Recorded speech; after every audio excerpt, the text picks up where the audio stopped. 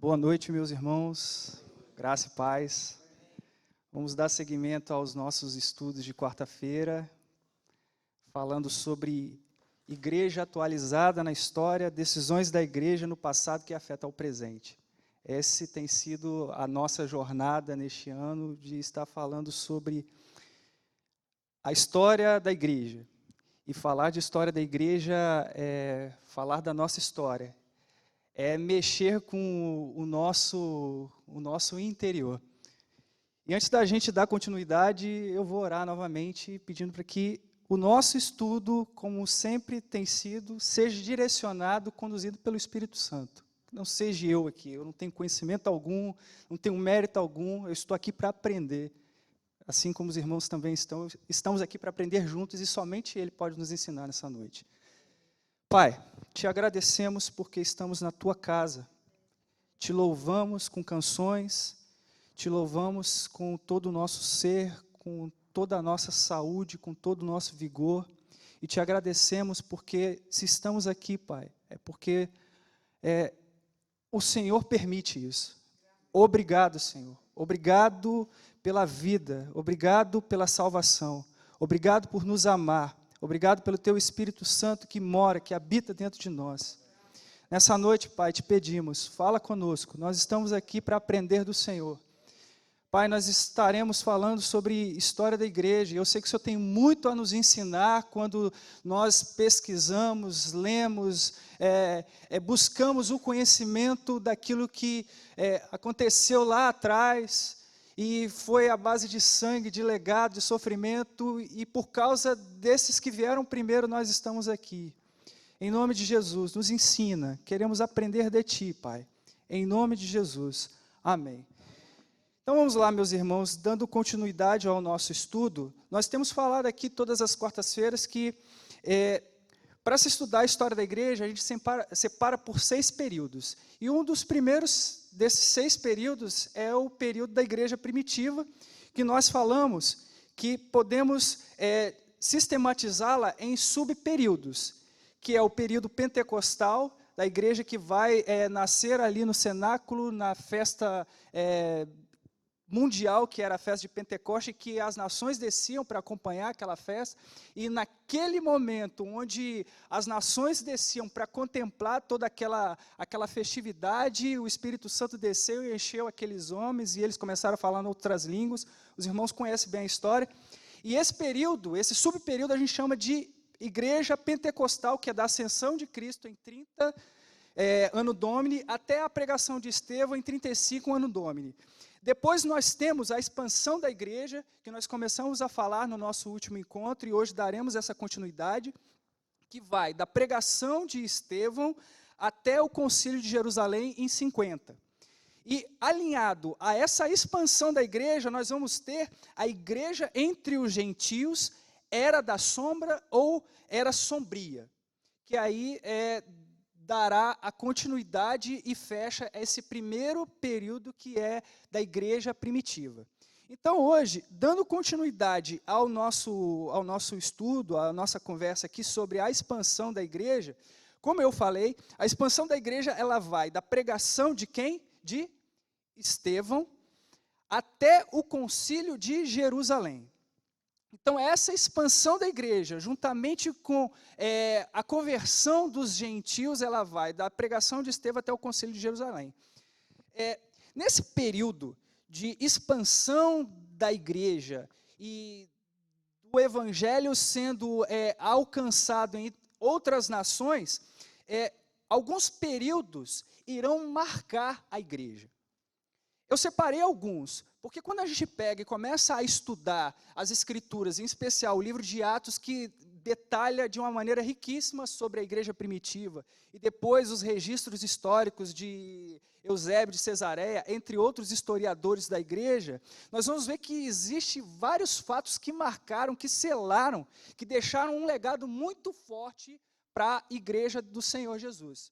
Só que eu separei aqui alguns que vai ser interessante de conhecermos. Se os irmãos quiserem mais detalhes, depois eu posso passar as fontes, posso passar os conteúdos, que é muito bom da gente conhecer. Bem, Um dos períodos marcantes aqui é porque a igreja ela estava começando a construir a sua gestão. Então, esse período marcante da igreja primitiva, da sua expansão, é as questões organizacionais e administrativas. E nós vimos aqui, na última quarta-feira, que uma das questões era a respeito dos diáconos, das pessoas que seriam responsáveis em levar o alimento, de atender socialmente os judeus helenistas. É aí que vai surgir um jovem incumbido de administrar a igreja, e esse jovem se destaca pela sua eloquência em pregar. Esse jovem que eu estou falando, os irmãos sabem muito bem, é o jovem Estevão, que começa a pregar, e ali a pregação de Estevão é uma pregação eloquente, persuasiva, ao ponto que Estevão, ele se torna o primeiro mártir da igreja. Então, esse jovem Estevão, entre outros, como Filipe, e os irmãos vão encontrar com detalhes em Atos dos Apóstolos, esses irmãos eles foram levantados pela recém-igreja para cuidar das questões organizacionais e administrativas da igreja do Senhor. E também com esse período marcante de uma gestão nascendo na igreja, nós vamos, como eu falei agora há pouco, contemplar lá no livro de Atos o primeiro mártir, que é Estevão. E esse martírio de Estevão, ele vai vir para estremecer com as bases da fé judaica e da recém-fé cristã que nascia ali em Jerusalém. E eu falei no nosso último encontro que Estevão, ele era um discípulo, ele era um apóstolo, ele era um pregador que tinha uma visão macro. Enquanto a igreja que nasceu ali em Jerusalém tinha uma visão apenas do seu local, ou seja, acomodada àquele ecossistema da época, Estevão ele estava olhando além. Ele estava olhando lá para frente, que o evangelho não deveria ser apenas algo exclusivo dos judeus, mas sim um evangelho que alcançasse o mundo inteiro. Então nós temos um fato marcante ali também, como eu falei, o martírio de Estevão. Logo depois que Estevão é martirizado, os irmãos irão ler no livro de Atos que uma perseguição feroz se levanta contra os irmãos. E com essa perseguição liderada por um outro jovem chamado Saulo, que se Deus permitir, na próxima quarta-feira a gente vai falar um pouco de Saulo, essa perseguição feroz em que ele entrava e destruía a igreja, matava, encarcerava os irmãos, ela vai instigar esses irmãos a irem para outras regiões, fugindo dessa perseguição, e com essa dispersão, a igreja, ela começa o quê? Ela começa a se expandir, através de um martírio, do primeiro sacrifício ali que nós vemos de Estevão. Uma perseguição é levantada e esses irmãos eles começam a fugir para outras regiões. E nessa fuga, a igreja ela agora começa a se expandir. E com essa perseguição, com essa expansão, com esse afastamento dos irmãos de Jerusalém e alcançando outras regiões ali do mundo da época, nós vamos ver mais na frente, em especial no capítulo 9, a conversão de um feroz perseguidor da igreja.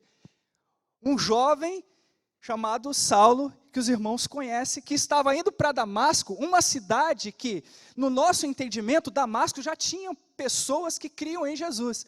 E se Paulo estava indo, ou melhor, Saulo estava indo para Damasco, é porque tinha crente lá e ele estava indo para matar. E é um fato marcante, porque esse feroz perseguidor, ele acaba se convertendo ao evangelho.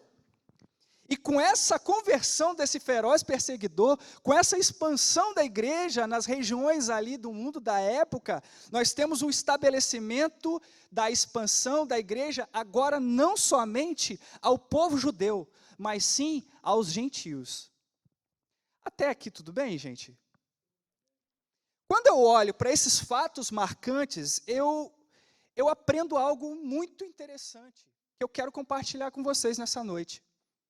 Quando eu olho para questões organizacionais e administrativas sendo formadas ali na igreja, Estevão sendo martirizado, a conversão de Saulo, os irmãos fugindo para Creta, para Antioquia, e a expansão da igreja alcançando aquelas regiões e se estabelecendo aos povos que eles chamavam de gentios, eu vejo uma quebra de paradigmas. Eu aprendo com essa lição da igreja primitiva, desse primeiro período de história da igreja, eu aprendo a lição de que está acontecendo aqui quebra de paradigmas. E aí, o que eu entendo disso? Que, às vezes, quebras de paradigmas poderão vir de formas agressivas. Quando essas quebras de paradigmas, elas vêm até nós de formas agressivas, elas estão vindo para que ocorram grandes avanços. Possivelmente, cada um de nós aqui estamos passando por algum momento de atribulação, de incertezas, e essas atribulações, essas incertezas, essas lutas estão quebrando paradigmas. E essa forma agressiva de tribulação, de incertezas, como eu falei, estão quebrando paradigmas, e isso é para que alcancemos grandes coisas de Deus. Agora há pouco eu estava compartilhando com um pastor lá dentro, a gente estava conversando, e eu estava falando das coisas que eu estou vivendo, e diante desse fato aqui, eu entendo que eu estou passando por uma quebra de paradigma, e isso é em prol de grandes avanços que vêm não de mim, mas de Deus. Então, meus irmãos, eu aprendo aqui, olhando só para esses primeiros fatos que eu citei nessa noite, que Deus ele está quebrando paradigmas na igreja primitiva para grandes avanços. E quais são esses avanços? A expansão da igreja. Precisou ser levantada ali uma perseguição feroz, e aí a gente encontra lá em Atos, capítulo 8, verso 3, as escrituras relatam o seguinte: Saulo, porém, procurava destruir a igreja. Olha só, é uma palavra muito forte, destruir a igreja. Saulo, esse mesmo Saulo que vai se converter e vai ser muito usado para pregar o evangelho para os gentios. Saulo, porém, procurava destruir a igreja e ia de casa em casa. Está escrito ali, ó. Ele ia de casa em casa. Imagine só. Nós estamos na nossa casa e de repente você está lá, está cultuando, está louvando ao Senhor, está cantando, está lendo as Escrituras, de repente alguém chuta a porta, invade a sua casa, te pega com força, te arrasta, te leva para um campo e ali faz inúmeras atrocidades, te persegue, te mata, te tortura. E era o que acontecia nessa época. Quando a gente olha na história geral, da história da igreja, nós vamos ver que as perseguições que aconteciam eram coisas absurdas. Era coisas assim que fogem do nosso entendimento. E era o que Saulo fazia, ele entrava, ia de casa em casa e arrastava para fora esses irmãos, e pegava homens e mulheres e lançavam para a prisão. E aí, por causa dessa perseguição, esses irmãos eles começaram a fugir, começaram a ir para outras regiões. E a partir desses irmãos, os que haviam sido dispersos, Atos capítulo 8, verso 4, os que haviam sido dispersos, que fugiram, porém, anunciavam o quê? As boas novas. A respeito de quem? De Jesus. Por onde quer que fossem. Deus estava ali quebrando paradigmas em prol de grandes avanços. E qual era o paradigma da primeira igreja? É que o evangelho deveria ficar ali nas regiões de Jerusalém, que estava muito bom. Congregar ali no cenáculo, naquele ambiente religioso, que era um mundo de incertezas. Quando a gente olha para esse aspecto econômico do mundo ali do primeiro século, era um governo estatal romano, em que o que predominava era o escravista, existia um regime de escravidão ali, Existia também dificuldades com a religião, de comungar a religião, porque os romanos eles tinham as suas tradições, tinham as suas crenças, as suas religiões. E a igreja estava naquele ambiente e estava acomodada ali. Mas Deus vem e quebra paradigmas para que a igreja pudesse alcançar até os confins. Como Jesus falou, ide e ensinai e pregai o evangelho a toda criatura até os confins da terra. A partir de então, quando essa perseguição e a igreja começou a se expandir, olha só o que é que a igreja primitiva ela começa a absorver, ela começa a adquirir. Ela começa, nesse exato momento, a ter um olhar macro. Se lembra que eu falei que Estevão era um jovem que a visão de Estevão era uma visão muito além, era uma visão macro. A partir de agora, essa igreja perseguida, que começou a se refugiar para outras regiões, ela começa a ter uma visão macro. E quando nós olhamos para aqui e vemos que essa igreja ela está tendo uma visão macro, nós estamos falando aqui das primeiras atividades missionárias. Isso é lindo demais. A partir de agora, a igreja de Cristo, que nasceu ali em Jerusalém, ela começa a ter uma visão macro, uma visão de alcançar agora realmente os confins da terra, ou seja, primeiras atividades missionárias. E aí nós vemos que a igreja agora, ela vai começar a se formar, a se estabelecer fora do âmbito judeu. E aí, como destaque desse nosso diálogo, em Atos capítulo 8, verso de 5 a 13, nós vamos conhecer a história de um daqueles jovens que foi levantado para organizar a igreja e, fugindo da perseguição feroz de Saulo e dos seus asseclas, ele começa a pregar para os samaritanos. Eu estou falando de quem? De Filipe. E Filipe, ele vai se refugiar em Samaria. Olha uma outra quebra de paradigma aí. Judeu e samaritano não se batiam. E Filipe, como um bom judeu, ele não se batia com um samaritano. E aonde Filipe agora estava? Em Samaria, pregando para quem? Para os samaritanos. É Deus quebrando paradigma. São grandes avanços. E samaritano, para judeu, é considerado um povo misto. É um povo misto, não tem nem judeu nem gentio. Ou seja, é desprezado por eles. E Filipe está ali, pregando. Está ali ensinando o evangelho para um povo que era considerado gentil, imundo, sujo. E aí nós vemos uma quebra de barreira racial. Agora não há mais samaritano lá, judeu aqui, não. Há uma quebra de barreira racial. Filipe está pregando o evangelho para aquele que até então era inimigo dele. É uma quebra de barreira, é a quebra de paradigma. E com isso, com essa pregação de Filipe ali, os irmãos depois podem ler com calma, em Atos capítulo 8, de verso 5 ao 13, nós vemos a igreja crescendo de uma maneira extraordinária. E o avivamento que Filipe trouxe ali, ensinando o evangelho, pregando o evangelho, foi tão intenso, foi tão grande, que com esse crescimento extraordinário, Atos capítulo 8, verso 14, está sendo estabelecida ali uma igreja, a primeira igreja fora do ambiente judaico e reconhecida por dois apóstolos, Pedro e João.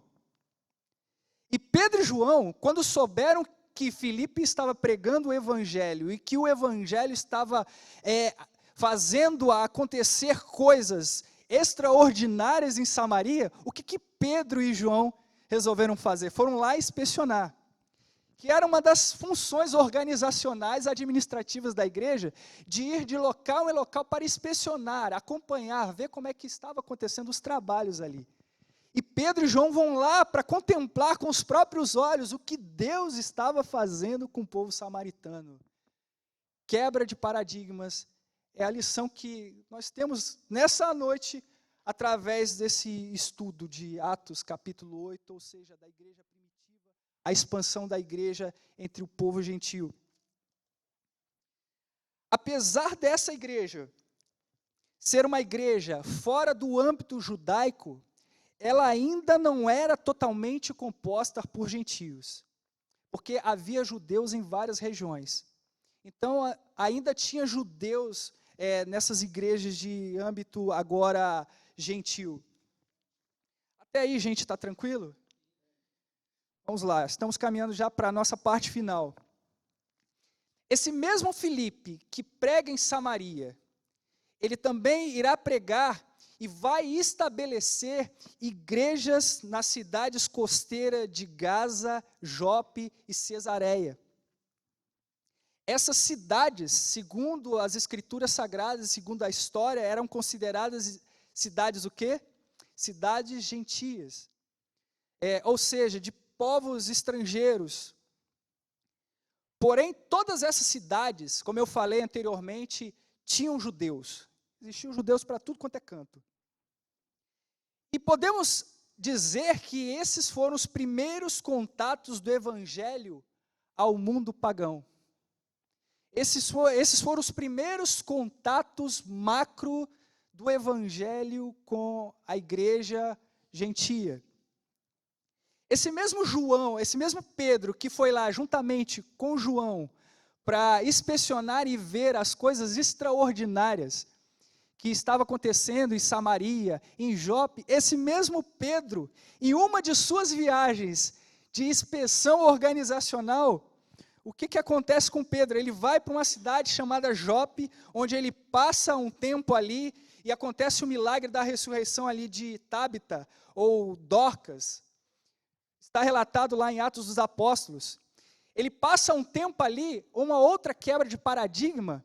Ele passa um tempo com um homem chamado Simão, o curtidor, um homem que mexia com couro, que mexia com sangue, algo que para os judeus era imundo, era sujo. E Pedro, sendo um judeu, sabe, pé roxo, olha só, esse homem comungando, dialogando das coisas de Deus, com Simão, o curtidor. Esse mesmo Pedro, mais lá na frente, ele vai na casa de um homem chamado Cornélio, e ali há algo maravilhoso para a gente fechar o nosso estudo de hoje, que é a visita do Espírito Santo, a mesma visita que aconteceu lá no cenáculo na festa de Pentecostes, a mesma descida, agora para quem? Para os gentios. Então Deus ali selando, mostrando que agora o evangelho, ele se expandiu e ele alcançou aos gentios e continuará alcançando. Que lição eu aprendo nesse fato? É muita coisa, gente. É muita... Aqui eu acho que a gente entraria à noite, dialogando, conversando, falando, apresentando para os irmãos tantos fatos, tantas coisas maravilhosas. O melhor de tudo é que está tudo registrado em Atos dos Apóstolos. Eu não vou prolongar aqui para não ficar cansativo, mas você pode estar lendo com mais detalhes dessas coisas maravilhosas que Deus fez aqui na primeira igreja, na igreja primitiva. Mas a lição que eu tiro disso é que Deus, ele proporciona, como eu falei, proporciona situações incompreensíveis aos nossos olhos. E agora eu me coloco no lugar daqueles irmãos que estavam sendo perseguidos em Jerusalém, começaram a fugir para outras regiões. Provavelmente aqueles irmãos que viviam uma vida de oração, de comunhão, de experimentar coisas sublimes de Deus, eles não estavam compreendendo por que tamanha perseguição se levantavam ali, eram incompreensíveis aos olhos deles. Mas essas coisas incompreensíveis que Deus proporciona e que para os nossos olhos não dá para entender nada, é para que eu e você possamos experimentar coisas maiores e melhores, ou seja, coisas extraordinárias, que irão beneficiar a mim, a você e ao próximo. E essas coisas extraordinárias, nada mais é do que a presença de Deus em nós. E a presença de Deus em nós nos proporciona vivenciar coisas extraordinárias. Deus, ele chamou a igreja, quando a gente olha para a igreja primitiva, e no avanço que a igreja ela vai passar no decorrer da história, nós vemos Deus fazendo coisas extraordinárias. Deus ele não trabalha com mediocridade, Deus não trabalha com médio, Deus trabalha com o extraordinário. Nós estamos aqui nessa quarta-feira, dia 10 de julho de 2019, porque o extraordinário de Deus nos alcançou. E o extraordinário de Deus está em nós, que é o Espírito Santo. E esse Espírito Santo, e aí eu me lembro da palavra entusiasmo, que do grego significa um Deus dentro de mim. E aí novamente eu lembro de Emanuel, Deus conosco. E aí agora eu me lembro de João, o Evangelho de João, que fala que ele habitou, ou seja, tabernaculou em nós. Ou seja, esse Deus dentro de nós, ele quer fazer de mim, de você, coisas extraordinárias para nos beneficiar e beneficiar aqueles que ele irá colocar aos nossos cuidados. Amém? Vamos orar, pastor? Até a próxima quarta-feira e a gente dará continuidade ao nosso estudo, se Deus quiser. Irmãos, o estudo que o Ulisses trouxe, ele já terminou, mas a reflexão que a gente pode fazer em cima daquele, já que ele separou, deixou um tempinho para a gente ainda, né, nós vamos normalmente até às 9, acho que vale a pena a gente pensar nisso. A questão da quebra de paradigmas. Você viu que toda hora que acontece isso, que alguém tem que fazer um negócio diferente, Deus estava abençoando aquilo. E estava, a perseguição foi, na verdade, um chute, não um chute de desdém para jogar fora, mas de um empurrão, é melhor, um empurrão na igreja para vai, manda, vamos alastrar. Eu não sei, será que a gente está precisando de um chute desse, um empurrão desse? O que Jesus falou está se cumprindo, mas não por gosto das pessoas, porque são obrigados, né? Foram obrigados. E não seria melhor se fossem sem ser empurrados, sem perseguição? Não é muito melhor você, por exemplo, sair daqui hoje e ao invés de esperar uma perseguição aparecer para você, uma situação muito ruim, te atrapalhar, e você sair daqui hoje grato como você está, de poder vir a esta igreja, a este local aqui, e falar assim, muito obrigado, Deus, que bom. Sábado tem a reunião de liderança, se você for convocado, eu vou estar lá sábado. No domingo nós temos escola dominical, vou estar na escola dominical. Não é muito melhor fazer isso espontaneamente do que ter que criar uma escola dominical escondido lá no Oriente Médio? Que não existe, né, escola dominical. Então, estou inventando uma situação que para você refletir. Não é muito mais fácil se hoje você espontaneamente decidir ter a intenção de evangelizar, de comentar da sua fé com outra pessoa, compartilhar sua fé com outra pessoa, ou você prefere acontecer uma situação de calamidade, de problema, de não poder mais falar com ninguém, ter que ficar escondido e você, né, e aí vai ser testado, porque o que acontecia com esses irmãos é que eles não conseguiam ficar sem falar do nome de Jesus. Jesus é tão assim, importante para eles, e eu creio que deve ser para nós também, eu espero que seja, que eles assim, não importa, estou fora de casa, estou correndo, estou passando aperto aqui, mas eu não consigo parar de falar de Jesus. E essa questão de quebrar paradigma, de fazer coisas novas, isso deveria ser para nós um estímulo. A gente não deveria ficar tão empacado assim, sabe? Eu, mas o Soédio, que frequentamos o presbitério, de vez em quando escutamos negócios assim que é desagradável, porque a pessoa fala, não, porque a Constituição da igreja não pode fazer, não pode. A pessoa está só marcando um passo por marcar, porque ela não aceita que se faça uma coisa nova, diferente. Ela é incapaz de perceber que dá para conviver com o samaritano, sim. Dá, se for por causa do evangelho, dá. Dá para ficar na casa de um... Releia depois, meus irmãos, o capítulo 8, vale a pena você ler com calma quando você chegar em casa, né? O capítulo 8 de Atos. Dá para ficar na casa de um sujeito que tem um serviço que é muito esquisito para mim, para a minha visão, né? E existe, dá para conviver, dá para ficar na casa dele, aceitar o cuidado dele ali, a hospedagem dele, dá sim, por causa do evangelho, dá. Dá para ir pregar do jeito que Deus mandar, uma cidade que fica aos meus pés me ouvindo, igual aconteceu com o Felipe, e se Deus mandar, eu vou para o meio do nada, pregar para um cidadão muito estranho lá, que é o eunuco. Tudo isso está no capítulo 8 aí de Atos. Dá. A gente não precisa ficar com medo. Dá para falar para um monte de gente, dá para falar para uma pessoa só. Dá para fazer isso. A gente não deveria ter medo disso. Deveríamos olhar para isso e falar assim, caramba. Então, o Felipe pregou numa cidade estranha para ele, para os judeus, para um monte de gente, e também pregou para um eunuco, no deserto, no meio do nada. Porque o eunuco não era coisa muito simples assim, né? Então, pregou para ele, pregou, então, pô, eu também posso falar com aquele vizinho meu que é estranho. Eu também posso conversar com aquele parente meu que está fora da visão de Deus para a vida dele. Eu posso falar com ele. Quem sabe Deus me usa?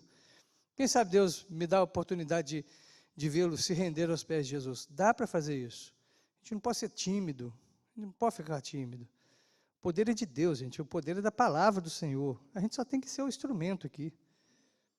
É terrível ver que alguns de nós, às vezes, ficamos aí uma vida perto das pessoas e elas vão converter com outro. Porque a gente não fala nada, porque a gente não comenta nada, a gente tem medo. Ou porque a gente fica de birrinha com algumas coisas, né? Mas fulano fuma. Qual que é o problema dele fumar? O problema é dele, do pulmão dele, pô. Fica perto dele, sim. Na hora que estiver fumando, você sai de perto, que é bem catinguento, né? Mas assim, você não vai deixar de conviver com a pessoa porque ela fuma, porque ela bebe, porque ela, sei lá. Parar que se eu ficar ilustrando vai sair piada, e a piada nem sempre é boa, né? Então, assim, conviver com as pessoas, só porque ela torce para o Atlético Mineiro, aí saiu uma piada, ó. Não é isso, né? Os irmãos pensaram assim, a gente convive com você que é flamenguista, né? Eu sei que a resposta vem na hora, a gente é assim, né? Então, eu olho para essa história que o Luiz trouxe, e é isso mesmo, Deus dá um pontapé, faz a história dar um pontapé de empurrão, assim, ó, um impulso na igreja, para ela cumprir a palavra de Jesus, como a Maria lembrou, porque senão ela ia ficar só ali mesmo. Tá bom aqui, gente, ó, tá gostoso e tal, né? Não sei se eles estavam gostando do ar-condicionado da época, né? Não sei, estava bom ali. Aí Deus dá aquele empurrão, assim, não é assim não. Eu falei que o evangelho vai chegar no mundo todo. Vocês têm que alastrar esse negócio. Querendo ou não querendo, vocês vão fazer. Como diz o livro do pastor Glauter, Deus só faz o que quer. Ele faz o que quer. Manda mesmo. Fez isso com Jonas, fez isso com os irmãos agora do capítulo 8 aqui, está registrado para a gente, de Atos, e faz com a gente também. Talvez você já tenha experimentado isso, ou já viu isso acontecer perto de você, você não queria fazer determinada coisa que Deus já tinha te orientado a fazer. Aí você não quis fazer, ele te empurrou para lá. Se sinta um agraciado se ele fez isso. Porque alguns, por teimarem, por insistirem em não fazer o que Deus mandou, ficam pelo caminho, ficam pelo deserto afora. Correto? Amém? Chega, né? Vamos ficar de pé então, vamos orar para a gente encerrar aqui. Meu Deus, sua palavra sempre é algo desafiador para o coração da gente. Obrigado por ouvir a tua palavra, trazida pelo nosso irmão Ulisses. Obrigado, Senhor. Algumas coisas o Senhor desarranja na nossa vida para a gente poder se acertar no caminho que o Senhor tem para nós. Nós cremos nisso, nós cantamos aqui já, que o Senhor é soberano. Então é soberano também sobre a história de cada um de nós.